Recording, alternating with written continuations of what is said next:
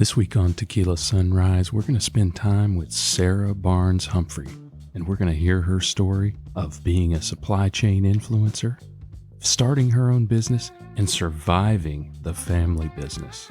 It's a great story of heart, hardship, hard work, and hard-earned success. So, listen up.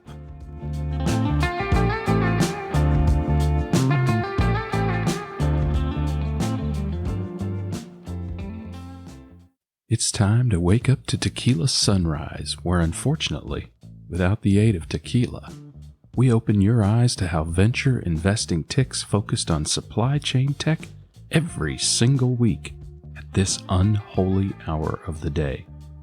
If you want a taste of how tech startup growth and investment is done, join me every week for another blinding TECHquila Sunrise. Greg White here from Supply Chain Now. I am always happy, never satisfied, willing to acknowledge reality but refusing to be bound by it. My goal is to inform, enlighten, and inspire you in your own supply chain tech journey. Hey, if you are listening on SoundCloud, you should know you can only subscribe to TECHquila Sunrise on apps like Apple Podcast, Spotify, Google Podcasts, or others, and be notified when we pour out another shot. Subscribe to TECHquila Sunrise today so you don't miss a thing.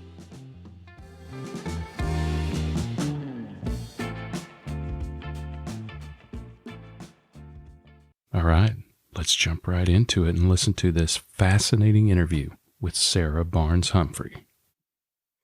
All right, let's bring in our guest, Sarah Barnes Humphrey, CEO of SHIPZ, and you might also know her from Let's Talk Supply Chain. You've probably heard her voice before. It's important to understand that Sarah has supply chain in her blood. So she comes from an entrepreneurial family that built a shipping company, and logistics was the topic at the dinner table. I can't imagine how many people can say that. Then Sarah spent 20 years at the family's company to help build it and work in operations, sales, and marketing. Sarah is on the list of top 100 women in supply chain globally and in Canada, a constant thought leader. You can always hear from her, always a positive message, and good friend. I've known Sarah for over a year now, and I'm working with her and the team at SHIPZ as they come out of stealth mode and into the industry. So, Sarah, it is great to have you. Thanks for joining us. Wow, what a awesome introduction. Thank you, Greg. I am super happy to be here, and congratulations on all the success with the show, because I think it's very much needed and there's so much to talk about right now in supply chain tech. So, yeah, thank you. I feel like there's a light being shined on supply chain generally. We need to do the same thing for tech and supply chain. Yeah, we absolutely do. I couldn't agree more. All right. Do you have your shot glass?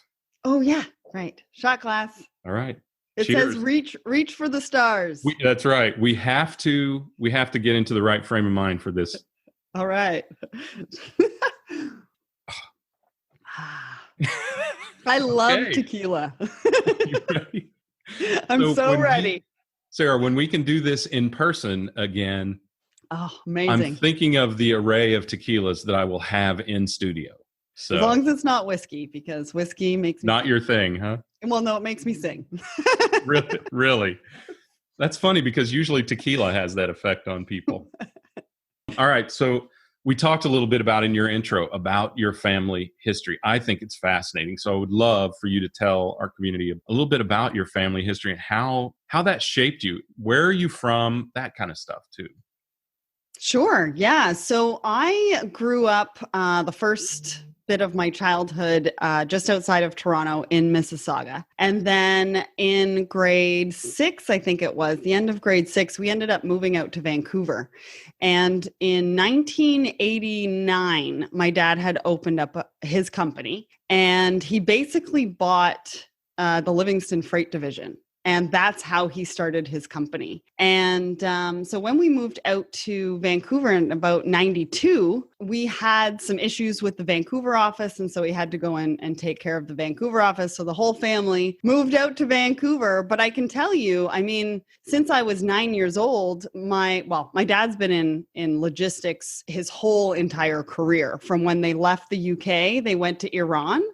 And he actually ran the division for LEP out there. If anybody can remember LEP, like that was a long time ago. Okay. And then he moved to Toronto, and then we ended up in Vancouver to take over that office. And so for my whole life, it's really been something that we've spoken about at the dinner table, because it was what my dad did. And my mom joined him actually in the 90s. And started working for the company as well. And so, you know, it was a topic of conversation, right? Like they were talking about work at the dinner table. And so, you know, it was a freight forwarding company initially, and then we expanded into customs, we expanded into warehousing. And so really got a chance to really understand a lot of what happens in a freight forwarding company: air freight, ocean freight, trucking, sales, warehousing, customs, you name it. I kind of learned it all.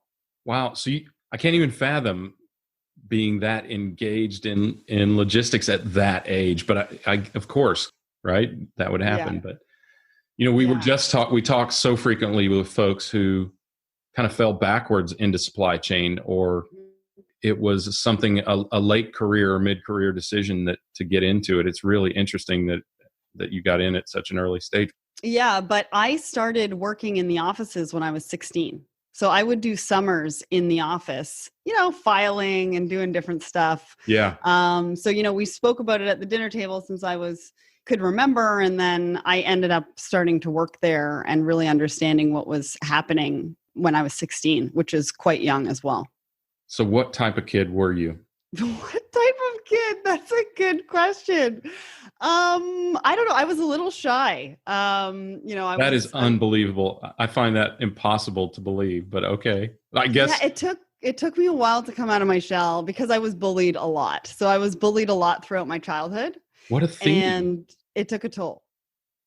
So I interviewed Ben Gordon from Cambridge Capital. Mm-hmm. One of his most memorable moments was having been bullied. That is fascinating. I mean, not that you want it to happen, but sometimes maybe it drives you. I don't know. Yeah. It's funny how many times you talk to a great person who has had that kind of experience. Yeah. And I can say in some respects, it really did drive me. Like, I can give you an example. I wanted to get out of my shell. So for a long time, I was terrified of public speaking. And so I knew I wouldn't voluntarily sign up for Toastmasters. So I got a casting agent instead. And so I went on auditions, and I was, you know, doing these auditions in front of the camera and in front of people. And I bombed. Like, I sucked really bad. But it wasn't my career path. So I would get in the car and I would laugh about it. So it gave me a couple of different, you know, things. It really got me in front of the camera. It got me out of my comfort zone to really start trying, you know, to kind of speak in public, I guess. And it led me to some really amazing experiences. I was on the Shopping Channel and the morning show with Denise Richards a couple of times. You actually did a couple of commercials, right? Yeah, I did. Yeah. Right. I remember you saying that. I think you posted about that maybe on LinkedIn one time. Yeah. It was actually pretty good. Was it non-speaking roles? Like right. But it was like pet.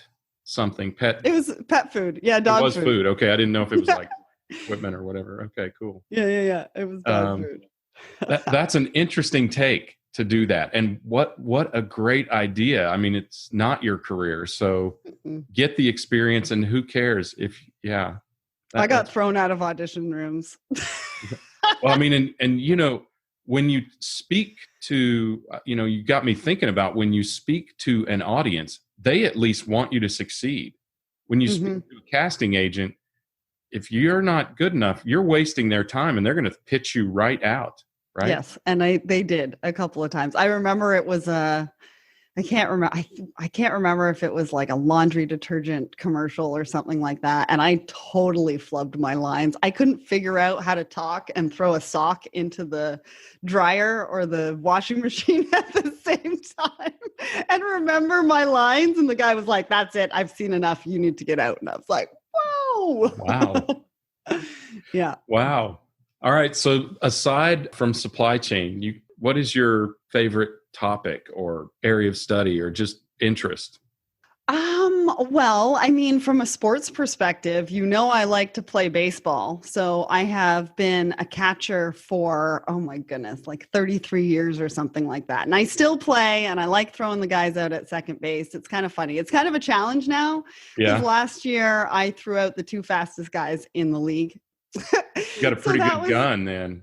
Yeah. So that was a lot of fun. I mean, at my age, that's pretty fun. And I have a lot of people come and watch me play just for some tips and some pointers and stuff like that, which is really nice. So you must have terrible knees if you've been a catcher for 33 years. No, I mean, knock on wood, they're pretty good. I mean, I have to do a little bit more icing these days. Yeah.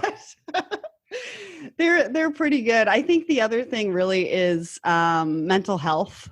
I do buddy checks, with Let's Talk Supply Chain every Friday. And I think it's just really important to be positive and treat people the way that you want to be treated and check on people. And so that's something that's, really important to me too. So you're good at supply chain. You're good at baseball. Yeah. You're really good at media. What is it you're not good at? A lot. There's a lot What's of things. What's the worst thing? What are you worst at? You should see me do a layup. Like my kids laugh at me because I do this layup with this like huge goofy grin on my face. It's horrible. A layup. So another common theme, hoops is not your thing. That's totally not my thing. That's totally not my thing. And cooking. I am not very good at cooking. I've got like my go-to dishes, but they're kind of bland. So what is that? What's your go-to? I make a pretty good risotto. Really? Yeah. And I make a really good chicken casserole. That is awesome for some people, I'm sure. I'm not a huge casserole fan. Well, so this is a chicken and rice one. Okay. And it's gluten-free, it's dairy-free, soy-free, because I'm allergic to all of those things. So good. We need to use less soy. We're so concerned about the rainforest, but soy is the greatest destroyer of the rainforest, I learned recently. So really? Yes. Because it takes so much land to grow in Brazil, it is the greatest reason for destruction of the rainforest. Can you believe that? I would have, right? Who would have thought that? And I'm just glad that I don't have soy then, because I'm glad that I hate it. Yes, mm-hmm. Right.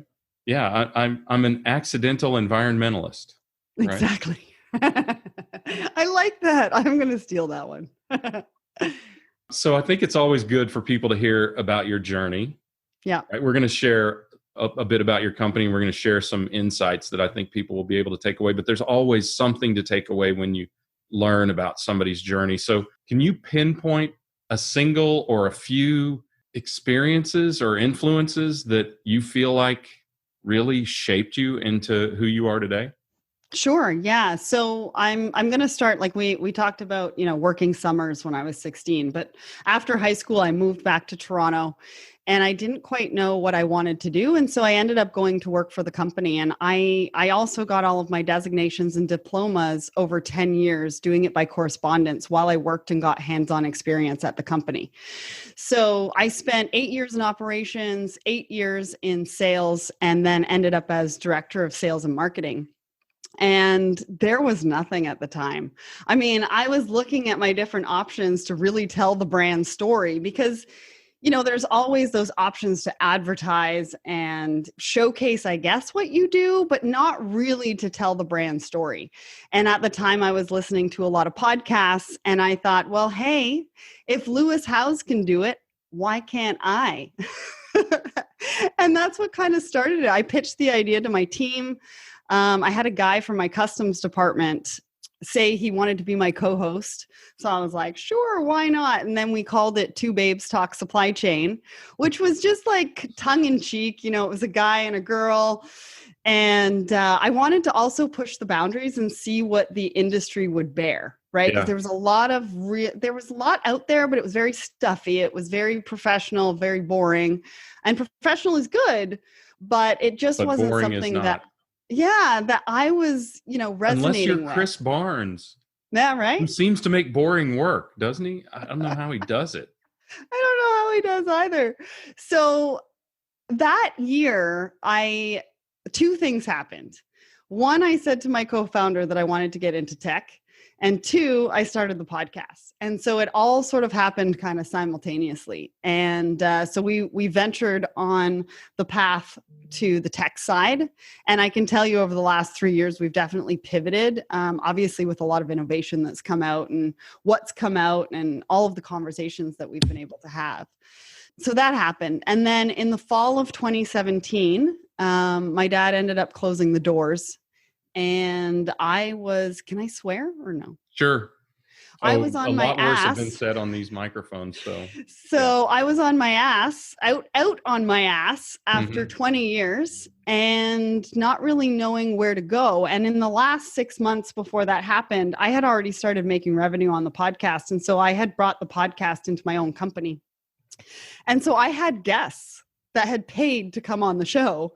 And I had to very quickly learn graphics and web design and where I was going to do the edits and how I was going to record because my team had all done that previously and I had lost my co-host as well. So that happened. And then I decided that I wanted to shine a light on women in supply chain. And it wasn't from a female empowerment standpoint. It was really just that I wanted to showcase stories and highlight to other women how you could get into supply chain and what it meant for your career and just really talk to them.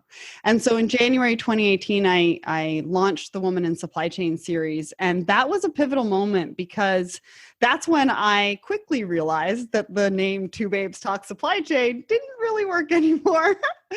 And so in April 2018, I rebranded it to Let's Talk Supply Chain, and it's kind of taken off since then. And at the same time, we were building SHIPZ. We had been not in the top 20 of 2,000 that were considered for an accelerator program out of Europe. And at that point, we didn't have much. Netherlands, correct?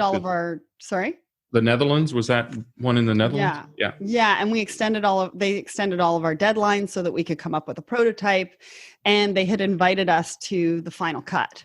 There's a few reasons why we didn't go through with it. But that's kind of what was going on the SHIPZ side. And so, we kind of had a valuation just from that experience without, not even having a product. And we were invited to their trade show and pitch event at the end of the accelerator program. And so I was able to meet with managing directors of CMA. I was able to talk to shippers and freight forwarders and other innovators that were doing different things in supply chain. And that trip was also a pivotal moment for us on SHIPZ because I realized that the path that we were going down needed to be shifted.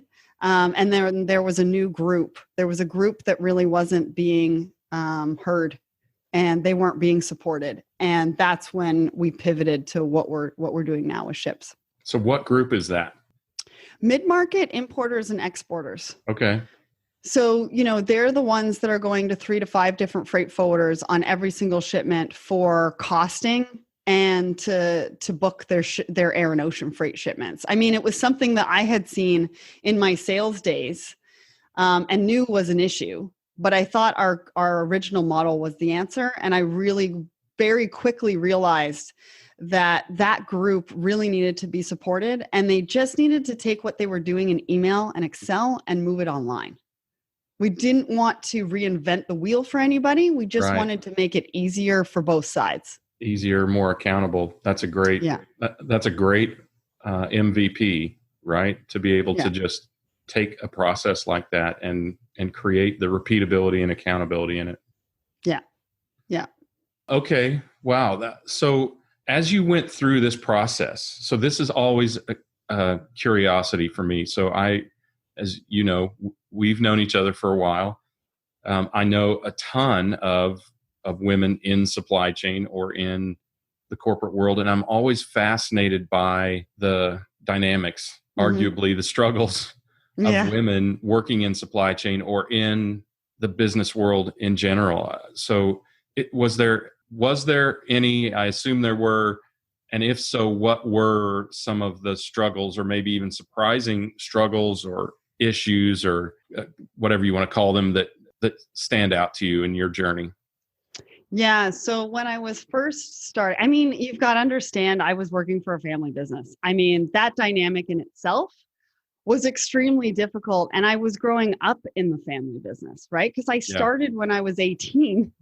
So I was really growing up in the business, and I had a lot of growing up to do when it came to obviously business, but also when it came to me as an adult.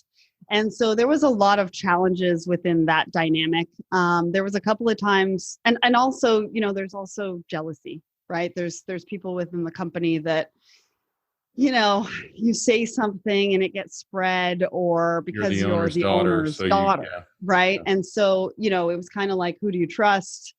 You know, what's this person going to say in a meeting this time to put me down? You know, I was told that as soon as I started having babies, I wouldn't think about a career. You know, like that. Really? In this day and age, I cannot believe that. I mean, that was you were still early 2000s. Still, it seems a little late for that to have happened to me. Yeah. I don't know. You know, so just comments like that, you know, and also, you know, even throughout the last couple of years, just, you know, having people fall through when it came to SHIPZ, you know, what we were doing and what they kind of promised and how that didn't really pan out. When it didn't pan out, you saw who they were as a person. You've got people that are going to block your success because either they're jealous of you, they don't want to see you succeed, they don't think you can, which is so foreign to me because it's just not even something that crosses my mind, but it happens, right? There's different dynamics, there's different people out there.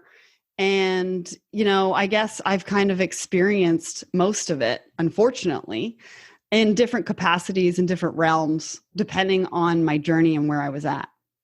Interesting. I mean, was there somebody who was a supporter, advocate, mentor that you leaned on that kind of helped carry you through that? You know, that's a really interesting question. And I usually tend to shy away from that question. Just because I don't really have, you know, anybody specific in mind. I mean, as I was working within my dad's company, you know, my mom was always a shining light. She was head of HR. She was really the only woman on the management team at the time. And, you know, so she was always somebody that I looked up to. And she was always somebody that sort of helped me think through and talk through, you know, some of the challenges that I was having. And so I credit a lot to her. I obviously had bosses. I mean, they were good bosses, maybe slightly biased. I don't know. Because I also wasn't equipped at the time to really understand that and see it. I'm a trusted, I trust people by nature and wear my heart on my sleeve, as everybody can kind of see from Let's Talk Supply Chain. And that does get me in trouble sometimes. But yeah. And I think, you know, now doing what we're doing in media and tech, you know, there's Claudia Knowlton-Chaik. She is like a shining light from Google, and somebody that I just cherish the moments that I get when I get to talk to her. And obviously all of the women in my Women in Supply Chain series, like just an inspiration. And honestly, when I started it, it was so great to hear about their journeys and then think about mine. And, you know, you don't feel alone at that point. Yeah. I think if anything, whether it's a mentor or just a support group, if that's what you want to call it, everybody needs somebody to give them that feeling, particularly in tech. You can feel very alone, right? Yeah. And I would say recently too, my co-founder, him and I are, you know, really close. we can bounce things off. We can have arguments and talk the next day, like we can have very honest and real conversations, which is what you need in a co-founder. And then I would also say my husband recently, ever since we've kind of known each other, he's been a really good support to me.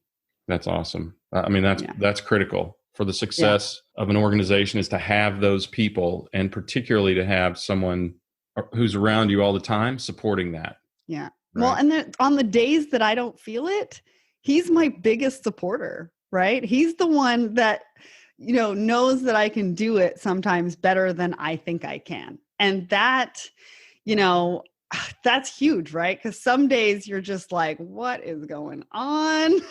Yeah. Can I do it? Can I not do it? I know I can do it. And then the next minute you're just like, I don't know. But Alan's there. Yeah. That's good. Yeah. So when you think about some of those struggles, right, was there ever one that just seemed so overwhelming that you were tempted to kind of abandon it all, or you felt like it might crush you? And how did you, and if so, how did you overcome that? I have to say the worst day of my life was when we closed the doors. Father's company. That was a pretty difficult one for me. I couldn't help it. I cried a lot that day. And I cried a lot in front of people. I had one of the management team go around telling everybody that I should go see a therapist because there's no reason why I should be so upset, which was horrible. That sounds like a really toxic environment. Yeah. I gotta tell you. So that really didn't help. And, when your whole family is involved, it's very difficult because you don't really have too many people that you can turn to talk about it, because I essentially They're all crying too. Well, and I lost my family, right? Because I had been there for so long. Like, I had a lot of people in that company that were like family to me on top of my family. Mm-hmm. And I remember the day I walked into my dad's office and it was my birthday. And because they had to shut some things down. So they were still in the office, and there was a couple of people working in the office and stuff like that. And he said, I don't think you're not going to get paid for your last expense. You are not going to get a severance. You are not going to, like, there was a number of different things that he was like, you're not going to get paid for this. You're not going to get paid for that. You're not going to get paid for this. And I was like, wow, like, happy birthday to me. And, nobody in the office said, they knew it was my birthday. They didn't say happy birthday because everybody was kind of pissed at me, like it was my fault. And so that was a tough couple of weeks, especially, knowing that I had the podcast to keep going. Right. And that I really had to pick myself up pretty quickly. So how did you do that? I mean, how I just kept buckled going. down, or what?